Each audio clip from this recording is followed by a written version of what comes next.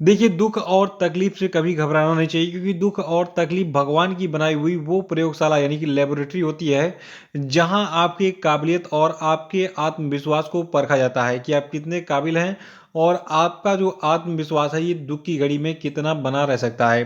तो अगर आपके ऊपर कभी भी दुख आए तो ये मान के चलिए कि आपकी टेस्टिंग चल रही है आपके काबिलियत की। आप कितना भी किसी भी चीज़ को बर्दाश्त कर लेते हैं। नमस्कार दोस्तों, आज के वीडियो में करेंगे हम 10 जनवरी के सभी महत्वपूर्ण करंट अफेयर पे। देखिए, आज की वीडियो में टोटल 10 मोस्ट इंपॉर्टेंट प्रश्नों पे हम चर्चा करेंगे, जो कि आपकी सभी आगामी परीक्षाओं के लिए मोस्ट इंपॉर्टेंट है। तो शुरू से लास्ट तक वीडियो में रहिए और इस वीडियो को पूरा देखने के बाद आप इसकी पीडीएफ फाइल जो है उसको भी डाउनलोड कर सकते हैं नीचे डिस्क्रिप्शन बॉक्स से, और हमारे टेलीग्राम चैनल से, दोनों जगहों पे आपको जो है इस वीडियो की पीडीएफ मिल जाएगी। तो चलिए आज के वीडियो को शुरू करते हैं। देखिए, आज का जो पहला प्रश्न है यह है कि हाल ही में खबरों में रहा खुंट कट्टी कानून जो है ये भारत के किस राज्य या फिर केंद्र शासित प्रदेश में लागू है। देखिए, जो खुंट कट्टी कानून है ये आपका झारखंड में लागू है। और बहुत ही एक छोटी सी इंटरेस्टिंग और दुख भरी घटना मैं आपको सुनाने जा रहा हूँ, जो कि हाल ही में न्यूज़पेपर में छपी हुई थी। देखिए, बिहाली में झारखंड में पेड़ों को अवैध रूप से काटने और उन्हें बेचने के आरोप में कुछ ग्रामीणों ने एक व्यक्ति को बहुत ही पीटा और पीट पीट कर उसको जिंदा जला दिया। और ये फोटो रियल फोटो है, ओरिजिनल फोटो मैं आपको दिखा रहा हूँ। देखिए, यहाँ पे एक व्यक्ति को जो है जिंदा जला दिया गया था और उसको जो है फिर ढका गया है। बाद में इसको जो है पुलिसकर्मी जो है अपनी हिरासत में लेकर उस पर कार्रवाई कर रहे हैं। तो अभी हाल ही में झारखंड में एक घटना हुई, वहां पर जो है खुंट कट्टी कानून का उल्लंघन करने पर पुलिस के सामने ही एक व्यक्ति को जिंदा जला दिया गया था। देखिए, जो खुंट कट्टी कानून है ये प्रणाली भूमि के संयुक्त जोत का एक आदिवासी वंश आधारित प्रणाली है। और ये प्रणाली है क्या, इसको हम एक लाइन में जानेंगे। देखिए, जो आपका खुंट कट्टी कानून है तो इस कानून यानी कि इस प्रणाली के अनुसार जो मुंडा आदिवासी होते हैं, देखिए बिरसा मुंडा वगैरह का नाम सुना होगा आपने, जो कि हमारे फ्रीडम फाइटर रह चुके हैं और आदिवासियों के भगवान कहे जाते हैं बिरसा मुंडा। तो जो मुंडा आदिवासी होते हैं ये पेड़ों को साफ करके और खेती करने के लिए जो है ज़मीन तैयार करते हैं। यानी कि एक जंगल का छोटा सा एरिया उसको चुनेंगे, सारे पेड़ों को काट देंगे, जब पेड़ सूख जाते हैं उसमें आग लगा देंगे, फिर इसमें खेती करेंगे। इस खेती को हम कहते हैं झूम की खेती, ठीक है। तो इसको याद रखिएगा, झूम की खेती आदिवासियों के द्वारा किया जाता है। और अभी एक रिसेंटली घटना झारखंड से आई है कि जो आपका खुंट कट्टी कानून है तो इसके तहत जो है क्या हुआ, पुलिस के सामने ही एक शख्स को जो है इसका उल्लंघन करने पर जिंदा जला दिया गया। तो देखिए, यहाँ पे हम बात कर रहे थे मुंडा आदिवासी का। ये पेड़ों को साफ करते हैं और खेती के लिए ज़मीन तैयार करते हैं। और ये ज़मीन तब तक एक व्यक्ति के बजाय पूरे कबीले की होती है जब तक उस पर खेती होती है। यानी कि ये जो खेत तैयार किया गया था ये पूरे कबीले का इस पर अधिकार होता है, किसी एक व्यक्ति का अधिकार इस पर नहीं होता है। तो ये आपका था खुंट कट्टी कानून। ये कहाँ से रिलेटेड है, झारखंड से, ठीक है। और अगला प्रश्न हमारा कि जापान ने हाल ही में किस देश के साथ में रेसिप्रोकल एक्सेस एग्रीमेंट यानी कि आरएए पर हस्ताक्षर किया। देखिए, जो आपका रेसिप्रोकल एक्सेस एग्रीमेंट है तो इस पर हस्ताक्षर अभी हाल ही में जापान ने ऑस्ट्रेलिया के साथ में किया है। देखिए, जापान ने चीन से सुरक्षा के लिए अभी हाल ही में एक सुरक्षित और स्थिर हिंद प्रशांत क्षेत्र सुनिश्चित करने के लिए ऑस्ट्रेलिया के साथ में एक ऐतिहासिक रक्षा समझौते पर हस्ताक्षर किया था। और ये पारस्परिक पहुंच समझौता जो आपका है, जिसको अंग्रेजी में हम रेसिप्रोकल एक्सेस एग्रीमेंट कहते हैं, तो ये जापान का ऐसा दूसरे देश के साथ समझौता है। देखिए, इसके पहले जो आपका जापान है इसने अमेरिका के साथ में भी जो है ये रेसिप्रोकल एक्सेस एग्रीमेंट किया था, यानी कि पारस्परिक पहुंच समझौता किया था। अगला की हाल ही में खबरों में रही अटल सुरंग यानी कि जो अटल टनल है ये किस राज्य या फिर केंद्र शासित प्रदेश में स्थित है। देखिए, अटल सुरंग काफ़ी चर्चा में रही थी जब इसका उद्घाटन हुआ था। देखिए, ये हिमाचल प्रदेश में स्थित है। ये कुछ इस प्रकार से दिखती है। पूरा सुरंग तो मैं आपको नहीं दिखा रहा हूँ, सुरंग का आपको नीचे अंदर का नज़ारा है, बाहर माउथ दिख रहा है। तो यहाँ पे कौन सी घटना हुई जो कि आपके एग्जाम में पूछी जा सकती है। देखिए, सबसे पहले ये जान लीजिए कि अटल सुरंग हिमाचल प्रदेश में स्थित है। ये जो है लेह मनाली राजमार्ग पर रोहतांग दर्रे के नीचे 9 किलोमीटर लंबी सुरंग है। तो लंबाई कितनी है, 9 किलोमीटर। कहाँ पे बनाया गया है, और रोहतांग दर्रे के नीचे। देखिए, अभी हाल ही में इस सुरंग में क्या हुआ, 2022 के पहले दिन यानी कि 1 जनवरी 2022 को जो है रिकॉर्ड संख्या में वाहनों को जो है पार करते हुए यहाँ से देखा गया। देखिए, 1 दिसंबर को सभी लोग घूमने जाते हैं, उसके इस दर्रे से को पार करके लोग जो है कहीं जा रहे हो घूमने, ठीक है। तो देखिए अधिकारियों के अनुसार 1 जनवरी 2022 को कुल 7,515 वाहनों ने इस सुरंग को पार किया था और ये 3 अक्टूबर 2020 को उद्घाटन के बाद अब तक की सबसे अधिक संख्या है। यानी कि 3 अक्टूबर 2020 को इसका उद्घाटन हुआ था और अब तक इतनी संख्या में यानी कि 7,515 गाड़ियाँ कभी भी एक साथ इस सुरंग को पार नहीं की थी। तो ये घटना काफ़ी चर्चा में थी, इसलिए मैंने आपको बता दिया। बाकी इस सुरंग के बारे में जो भी इंफॉर्मेशन है सारा नोट कर लीजिएगा, ठीक है। अगला प्रश्न है कि हाल ही में किस राज्य ने तख्त दमदमा साहिब को सिखों के 5वें तख्त के रूप में मान्यता दी। तो देखिए ये राज्य आपका दिल्ली है। याद रखिएगा, दिल्ली की राज्य सरकार ने एक तख्त है किसका, सिखों का, जिसका नाम क्या है, दमदमा साहिब। तो इसको जो है सिखों के 5वें तख्त के रूप में मान्यता दी है। देखिए दिल्ली की विधानसभा में एक कानून भी बनाया गया है। तो दिल्ली की विधानसभा ने तख्त दमदमा साहिब को सिखों के 5वें तख्त के रूप में मान्यता देने के लिए अभी हाल ही में दिल्ली सिख गुरुद्वारा अधिनियम 1971 में एक संशोधन विधेयक पारित किया। देखिए जो आपका 5 सिख तख्त हैं ये आपका पंजाब वगैरह में स्थित है, महाराष्ट्र में और बिहार में, ठीक है। तो इसको याद रखिएगा। अगला है कि इंदिरा गांधी राष्ट्रीय उड़ान अकादमी जो कि हाल ही में सुर्खियों में थी, ये किस राज्य में स्थित है। अगर ये नहीं पता तो मान के चलिए कि आपका 1 नंबर का नुकसान होने वाला है, लेकिन 1 नंबर का नुकसान मैं नहीं होने दूंगा। देखिए जो इंदिरा गांधी राष्ट्रीय उड़ान अकादमी है ये उत्तर प्रदेश में स्थित है और उत्तर प्रदेश में जो आपका रायबरेली जिला है वहाँ पर स्थित है, ठीक है। और इससे जुड़ी भी एक जो है बहुत ही इंटरेस्टिंग घटना हुई है हाल ही में। देखिए जो इंदिरा गांधी राष्ट्रीय उड़ान अकादमी है इसकी स्थापना भारत सरकार के द्वारा वर्ष 1986 में फुर्सतगंज एयरफील्ड में की गई थी और ये फुर्सतगंज एयरफील्ड जो आपका है ये उत्तर प्रदेश राज्य के रायबरेली जिले में स्थित है। और देखिए जो आपका जी जो आपका IGRUA यानी कि इंदिरा गांधी राष्ट्रीय उड़ान अकादमी है ये एक स्वायत्त निकाय है और इसे जो है नागरिक उड्डयन मंत्रालय के तहत एक शासी परिषद के द्वारा प्रशासित किया जाता है। और देखिए 2021 में क्या हुआ, देखिए 2021 के दौरान इस इंदिरा गांधी राष्ट्रीय उड़ान अकादमी में ने जो है पिछले 5 वर्षों के दौरान प्रति वर्ष औसतन कुल 15,000 उड़ानों के मुकाबले कितने 19,000 घंटे की उड़ान दर्ज की। यानी कि टारगेट इसका था 15,000 का, लेकिन 19,000 घंटे जो है उड़ानें यहाँ पे दर्ज की गई। तो ये भी अपने आप में एक रिकॉर्ड रहा। और अगला प्रश्न हमारा कि सीमा भवानी बॉर्डर सिक्योरिटी फोर्स यानी कि BSF की किस खेल टीम का नाम है। देखिए जो आपका BSF है तो इसकी जो महिला बाइकर टीम है जो कि बाइक्स वगैरह से अपना कलाबाजी दिखाती है, तो इसकी एक टीम है किसकी, BSF की, सीमा भवानी। और ये क्या करने वाली है, क्यों चर्चा में है। देखिए जो आपका गणतंत्र दिवस आने वाला है तो गणतंत्र दिवस पर ये टीम जो है अपनी प्रतिभा का प्रदर्शन करेगी यानी कि कलाबाजी दिखाएगी मोटरसाइकिल पर। और देखिए जो आपका ये आयोजन होगा इस आयोजन में विभिन्न रैंकों की 100 से अधिक महिला सैनिक जो है हिस्सा ले रही हैं। अब सवाल ये उठता है कि सीमा भवानी का गठन कब किया गया था। तो देखिए जो आपकी ये बाइकर टीम है, महिला बाइकर टीम BSF की सीमा भवानी, इसका गठन वर्ष 2016 में किया गया था। और जो आपका ये सीमा भवानी नाम का खेल टीम है, महिला बाइकर टीम, इसने पहली बार 2018 में गणतंत्र दिवस परेड में भाग लिया था। तो ये सारी इंफॉर्मेशन बहुत यूनिक है, नोट कर लीजिएगा। अगला कि ब्लू बुक जो हाल ही में खबरों में देखी गई थी ये किस सशस्त्र बल या फिर समूह का एक मैनुअल है। देखिए ये फोटो सोशल मीडिया पे बहुत वायरल हुई, इसको मैं जूम करके दिखा रहा हूँ। देखिए ये फोटो है उस समय की जब प्रधानमंत्री नरेंद्र मोदी जो है एक रैली में जो है जनता को संबोधित करने के लिए पंजाब में गए थे और वो इस गाड़ी में फंस गए थे। कुछ लोग जो है उपद्रवी लोग जो थे उन्होंने रास्ते को जाम कर दिया था। तो इसी के कारण ये जो है चर्चा में आ गया था। एक फोर्स था स्पेशल प्रोटेक्शन ग्रुप जिसको शार्ट में आप कहते हैं क्या, SPG, ठीक है। तो SPG के बारे में आपको डिटेल बताने जा रहा हूँ।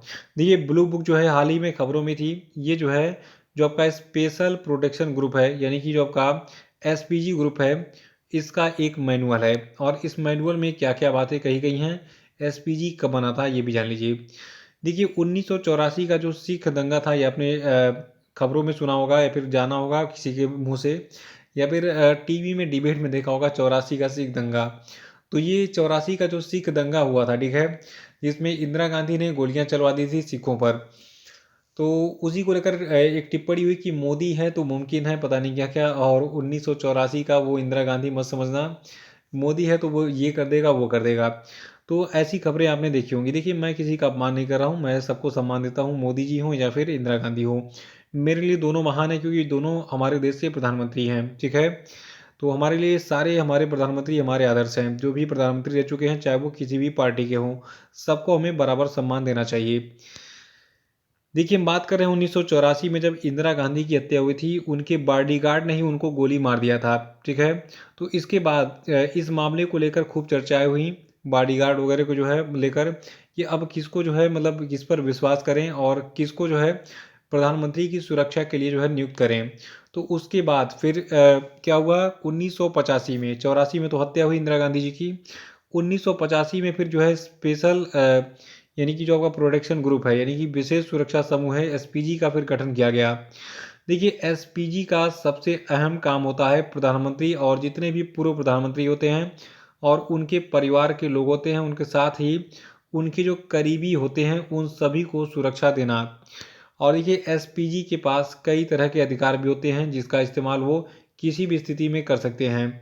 और जो ब्लू बुक है, जिसके बारे में आपको बता दूं कि ये जो है स्पेशल प्रोटेक्शन ग्रुप, यानी जो एसपीजी ग्रुप होता है, इसके मैनुअल का नाम है। इसमें जो है बहुत सारे प्रावधान लिखे हुए हैं और ये विशेष रूप से भारत के प्रधानमंत्री की रक्षा करता है, ठीक है।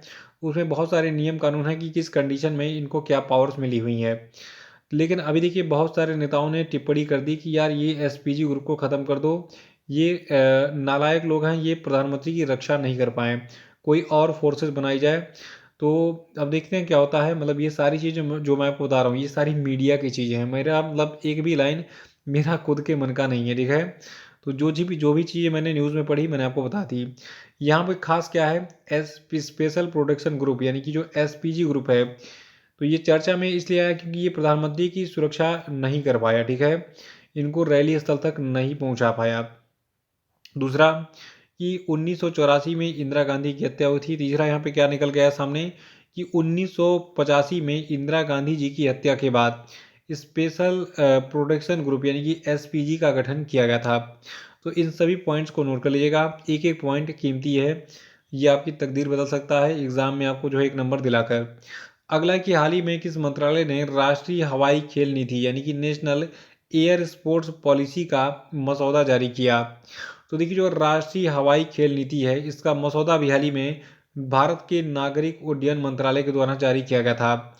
देखिए, जो आपका ये राष्ट्रीय हवाई खेल नीति, यानी कि नेशनल एयर स्पोर्ट्स पॉलिसी है, तो ये नीति जो है ये हवाई खेलों के लिए भारत की क्षमता को बढ़ावा देने का प्रयास करती है और सुरक्षा में अंतर्राष्ट्रीय सर्वोत्तम प्रथाओं को सुनिश्चित करने पर ध्यान केंद्रित करती है।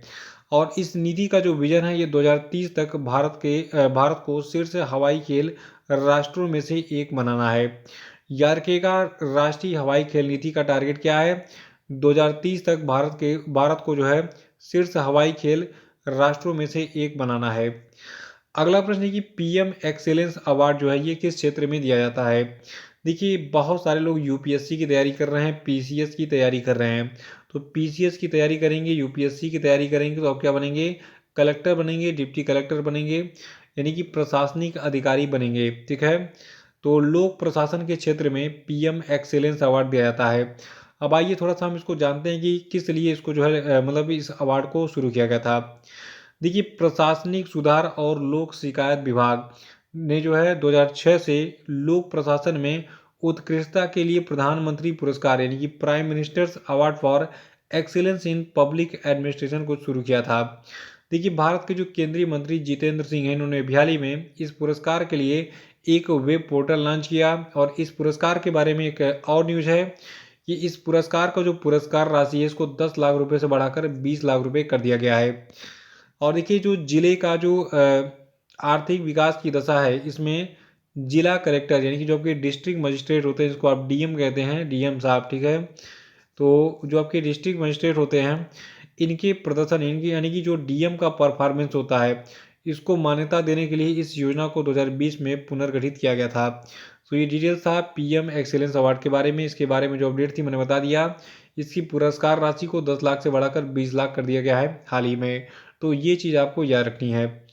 अगला, कि वर्ष 2021-22 के लिए भारत का वार्षिक निर्यात लक्ष्य कितना रखा गया है। तो देखिए 2021-22 के लिए जो भारत का वार्षिक निर्यात लक्ष्य है इसको $400 बिलियन रख दिया गया है। और $400 बिलियन तो इसका टारगेट रखा गया था जब बजट पेश किया गया था पिछले साल जनवरी महीने में। और इसके बारे में एक अच्छी न्यूज़ ये आई है कि हमने जो टारगेट बनाया था उससे ज़्यादा हमने अचीव कर लिया है। तो कितना अचीव किया है ये मैं आपको बताने जा रहा हूँ, ध्यान सुनिए। देखिए वाणिज्य और उद्योग मंत्रालय जो भारत का है इसके द्वारा जारी आंकड़ों के अनुसार भारत ने दिसंबर 2021 में कुल 37.29 बिलियन का माल निर्यात किया, जो कि एक महीने में सबसे अधिक है। देखिए अप्रैल से दिसंबर में भारत का माल निर्यात लगभग कितना रहा था, 300 बिलियन था, जो कि वर्ष दर वर्ष 48.85% और 2019 में इसकी अवधि के लिए मुकाबले जो है ये 26% की वृद्धि है। और देखिए इसीलिए भारत ने फाइनेंशियल ईयर 2022 यानी कि वित्तीय वर्ष 2022 के पहले 9 महीनों में ही 400 बिलियन के अपने वार्षिक निर्यात लक्ष्य का जो 3/4 था इसको हासिल कर लिया। और ये जो है इंजीनियरिंग उत्पादों, पेट्रोकेमिकल, पेट्रोलियम वस्तुओं, रत्नों और आभूषणों की उच्च मांग के कारण हुआ है। तो इसको भी नोट कर लीजिएगा, ठीक है। तो ये थे आपके आज के सभी महत्वपूर्ण करंट अफेयर। और अब हम बात करेंगे आज के सभी क्वेश्चन अपडेट पे। तो सभी लोग कमेंट बॉक्स में आंसर देंगे, लेकिन इससे पहले एक प्यारा सा लाइक कर दीजिए वीडियो को, फिर आगे बढ़ते हैं।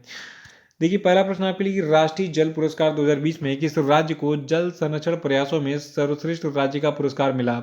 आंसर बताइए। नहीं पता तो कल का वीडियो देख के इसको नोट जरूर कर लीजिएगा। यहाँ पे मैंने बहुत सारे पुरस्कारों के बारे में कल चर्चा की थी जो कि एग्जाम के लिए बहुत ही इंपॉर्टेंट है। अगला कि हाल ही में किस इंश्योरेंस कंपनी ने बहाने छोड़ो टैक्स बचाओ अभियान शुरू किया? तो देखिए बहाने छोड़ो टैक्स बचाओ अभियान के बारे में भी कल मैंने बताया था। अगला प्रश्न आपके लिए कि गांधी के हत्यारे the making of Nathuram Godse and his idea of India नामक पुस्तक को किसने लिखा है, बताइए। नेक्स्ट है कि हाल ही में खादी और ग्रामोद्योग आयोग के अध्यक्ष विनय कुमार सक्सेना ने किस स्थान पर देश की पहली मोबाइल हनी प्रोसेसिंग वैन को लॉन्च किया, बताइए। और अगला कि हाल ही में किसे ओपेक यानी कि organization of the petroleum exporting countries का नया महासचिव नियुक्त किया गया, बताइए। नेक्स्ट है कि कल के पूछे गए प्रश्नों का सही मतलब सॉरी मतलब हम बात करेंगे कल के पूछे गए सभी क्वेश्चन अपडेट के सही उत्तरों की। देखिए का पहला प्रश्न था कि हाल ही में किस राज्य में स्टूडेंट स्टार्टअप और इनोवेशन पॉलिसी 2.0 को लॉन्च किया गया है? तो देखिए ये राज्य आपका गुजरात है, जहां पर स्टूडेंट स्टार्टअप और इनोवेशन पॉलिसी 2.0 को लॉन्च किया था हाल ही में। और देखिए अगला था कि हाल ही में किसे कृषि लागत और मूल्य आयोग के अध्यक्ष के रूप में फिर से नियुक्त किया गया है? तो देखिए ये व्यक्ति आपके हम विजयपाल शर्मा जी। और नेक्स्ट था कि ममता बियॉन्ड 2021 नामक पुस्तक को किसने लिखा है? तो इसको जयंत घोषाल ने लिखा है। और अगला था कि हाल ही में किस बैंक ने क्रिकेटर सैफाली वर्मा को अपना ब्रांड एम्बेसडर बनाया? तो ये बैंक है बैंक ऑफ बड़ौदा। और अगला था कि केंद्रीय मंत्री डॉक्टर जितेंद्र सिंह ने किस शहर में भारत के पहले ओपन रॉक संग्रहालय का उद्घाटन किया है? तो देखिए ये शहर आपका हैदराबाद है। तो इसी के साथ ये वीडियो समाप्त होता है। जय हिंद, जय भारत।